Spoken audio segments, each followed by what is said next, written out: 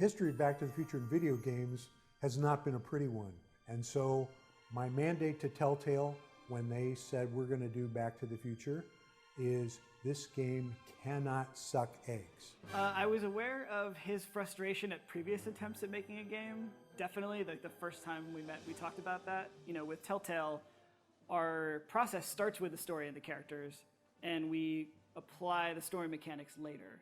And I think that people were really excited about the potential of where this could go because we really want to protect the license. And you know, also for us, like getting Bob Gale's sign-off was everything. There's never going to be a Back to the Future Part 4. We're not doing that.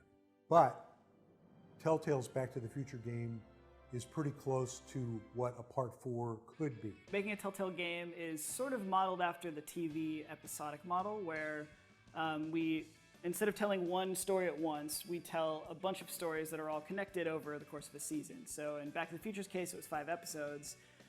So first we figure out like the really rough story arc, and that's kind of where everything starts. We would have roundtable meetings with the Telltale guys would come down to LA. We got to talking about things.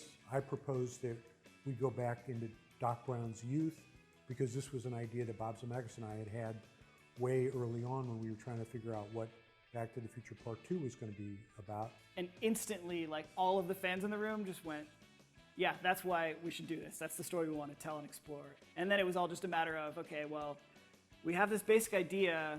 How do we get the player involved? What is, you know, obviously we want it to be a Doc and Marty story. That was kind of the core of what the films are. And so we started there, came up with the problem for the whole series of Doc getting stranded back in time. Then we go in and start actually kind of creating the concept art. I remember seeing that first Marty sketch was another key moment in the process where we're like, okay, that's the thing we were most worried about in this production.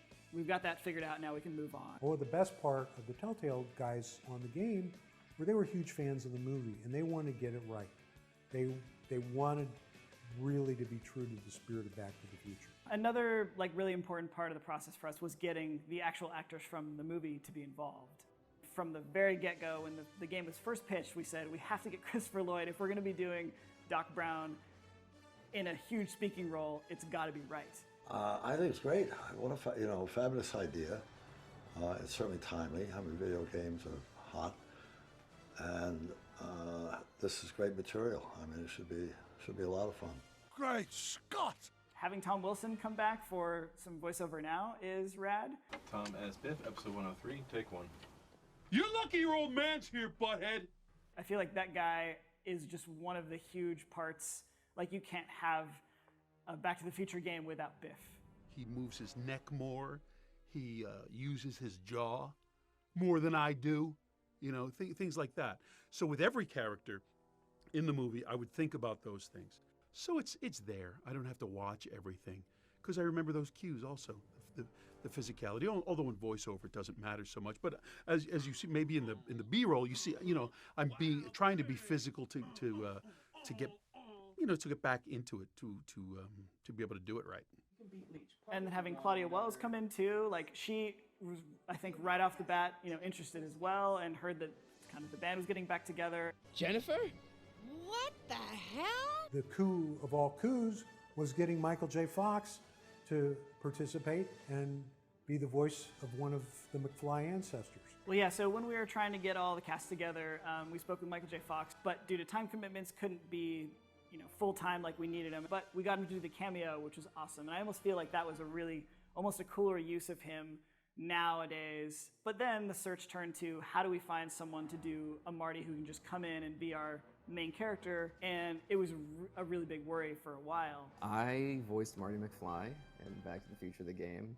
That is what I did. Jesus Christ, Doc, you disintegrated Einstein! Pressure, yeah.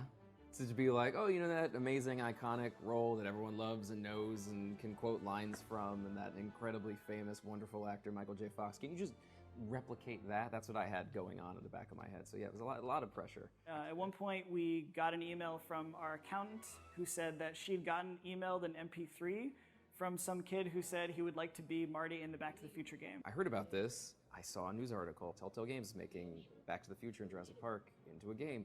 And I was like, wow, that looks awesome. I would love to be, you know, the voice of Marty McFly, but there's no way in hell that's gonna happen. And at the time, Telltale was a lot smaller, so you just have to Google Telltale to get like a list of phone numbers. And Rhoda was the first name that popped up, so I called her and I left a message that was basically this nerdy, like, hey, my name is AJ Locascio, I do a great Marty. You know, I tried to sound as much like Marty as I could. I was like, it's my density to have this role. But I remember it going across someone's desk, them hearing this audition and just saying, man, this kid sounds exactly like Michael J. Fox when he was young. Doc, you gotta listen to me.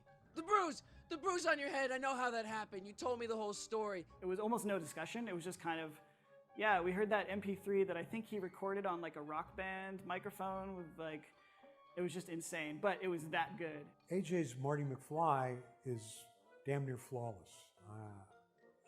When I heard his voice, I couldn't believe it. I mean, I listened to it, and if I didn't know that this was not Michael, I would have assumed it was. He was such a crucial piece to have that energy throughout the entire series, so it was amazing working with him. I was obsessed with the movies growing up, like obsessed with Back to the Future. So it was something that was always in the back of my head. It was just a silly party trick at, you know, what went from a social thing to party trick to actually becoming very useful. So, Jennifer. Uh-huh. What do you think of me? I don't. Working on this from a fan perspective was the most pressure I've ever felt on anything.